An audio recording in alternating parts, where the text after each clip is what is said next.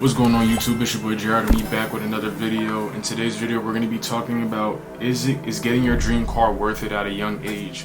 So before we get started into this video, please make sure you guys like, comment, subscribe. To everybody who's new, welcome. Turn on post notifications, hit the sub button, make sure you guys drop a comment and let me know if you like today's video. And to all my returning subs, viewers, guys, I appreciate you so much. Please continue to show love. The channel is growing. I thank you guys greatly. With that being said, let's get right into the video. So guys, the baseline question is getting your dream car worth it at a young age.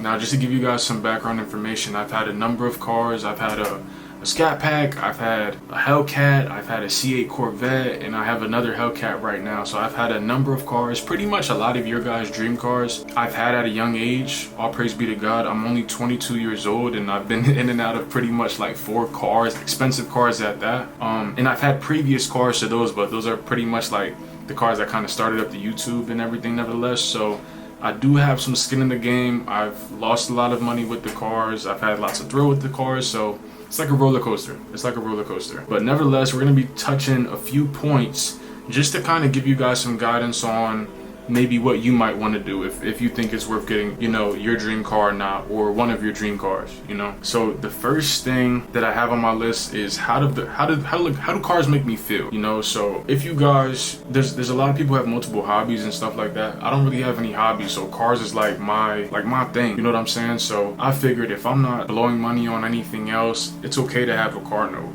That was my concept of thinking, you know, before I got the car. That's kind of how I was justifying the purchase.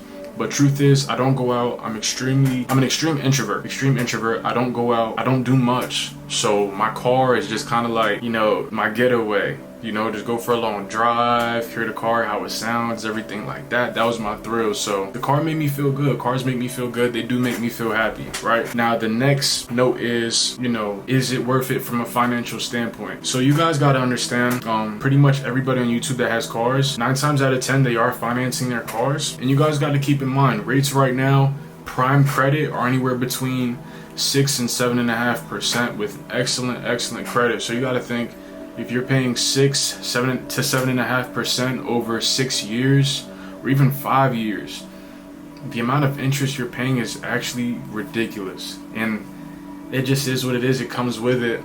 But that's pretty much the only way to maintain a decent payment on, you know, $70,000, $80,000 cars. You have to put significant money down, and you kind of have to stretch the term out a little bit in order to keep not a simple, but a decent monthly payment, because, you know, everybody has a budget at the end of the day that they have to be able to stay in. So if you have to extend your term, you have to extend your term. If you got to put more money down, you got to do that in order to get to where you need to be.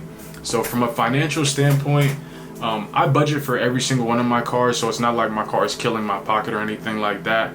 But from a financial standpoint, you have to think, have a car or invest a car payment every single month, right? So if you don't have a car, you have that opportunity to invest.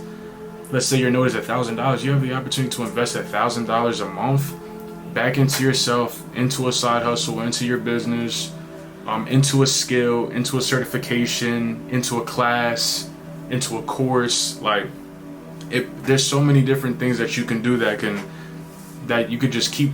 It's like a snowball effect. Nevertheless, you could keep investing into yourself to maximize your income. So it's like one or the other. You got to weigh your options. You know what I'm saying?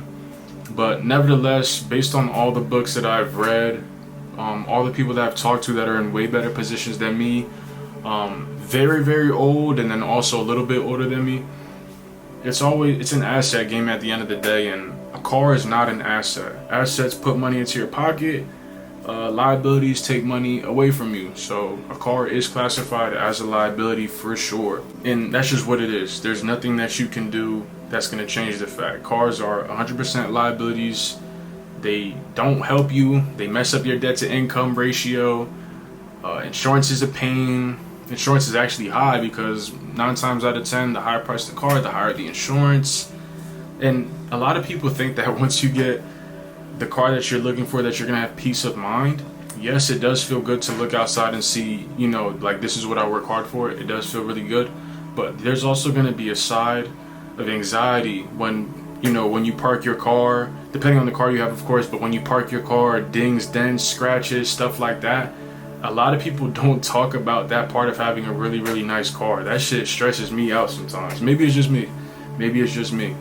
But nevertheless, like I said, assets over liabilities always, and a car, unfortunately, is a liability. With having a car, if you do decide to get your dream car, whatever car it is, you do have the opportunity to monetize it. So with TikTok, YouTube, Instagram, there's so many different ways to build and using your car as the baseline. You know what I'm saying? That's pretty much what I did with my YouTube as well. I'm not making any money off of YouTube right now. So, I mean, of course my plan was to make money with the cars and stuff like that, but nevertheless, whether YouTube worked or not, I could still afford my cars without an issue. I do this as a hobby, and I also do it just to give you guys game, because I know there's a ton of people in my same exact shoes that just need some guidance on which direction to go. But yeah, you do have an opportunity to monetize your car. So, you know, TikTok videos, just car videos, all types of shit. There's so many different brand deals with cars and stuff like that, sponsorships.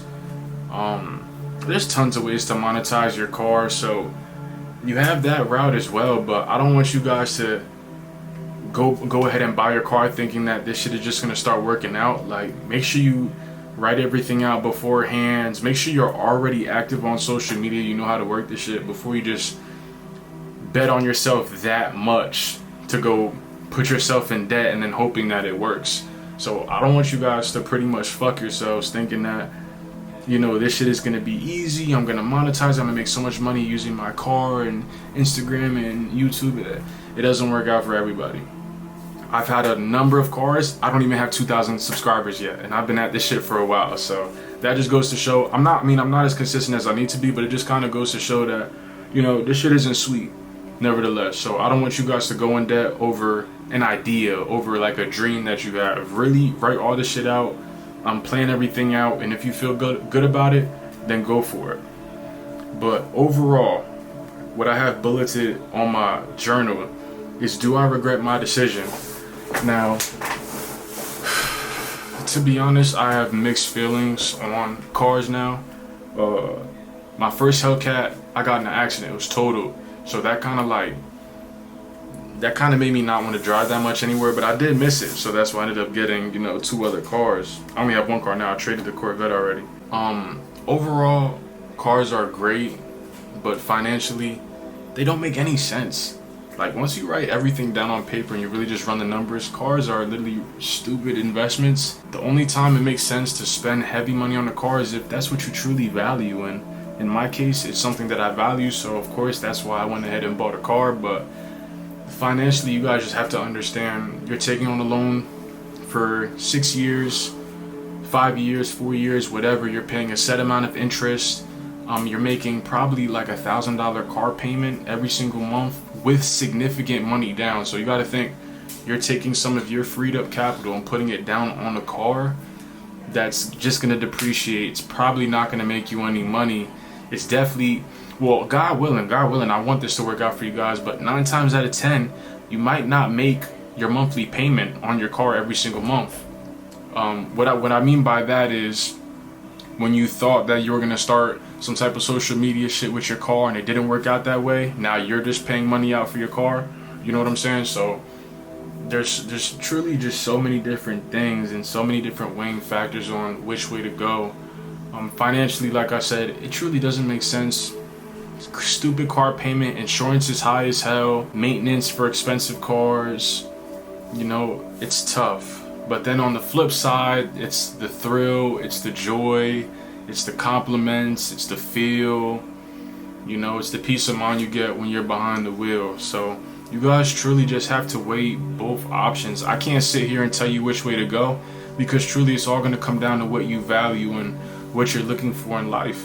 You know what I'm saying? So a lot of us, like myself, I put hours into my job, I put hours into my craft. So 9 times out of, like, to be honest with you guys, I'm at work more than I am at home, more than at my own crib. So to me, my car was my relaxed time. That was my me time. Me driving to work is my me time. Like, me coming home from work, that's my me time. That's just me thinking, just getting in my zone, just enjoying where I'm at. And to me, it seemed worth it. It seemed worth it just to be in something that you work so hard for, and it brings you through, it brings you happiness. So overall, guys, I'm gonna say I do not regret my decision, to be honest with you. Of course, financially it sucks because these cars are so damn expensive, but the truth is, if it makes you happy, bruh, go for it. But please, please, please, please, before you take that step, just weigh all of your options. Make sure it makes sense for your current situation. Everybody's situation is different. A lot of people's incomes are different as well, so don't go broke trying to get into one of these cars or something like that. It's not worth it at all. It's not going to leave you in a good spot. You don't want to be, you don't want to just be putting your life into this car, because at the end of the day, it's just a car. My beater car is going to get me to the same spot my Hellcat will. It's just a matter of how fast.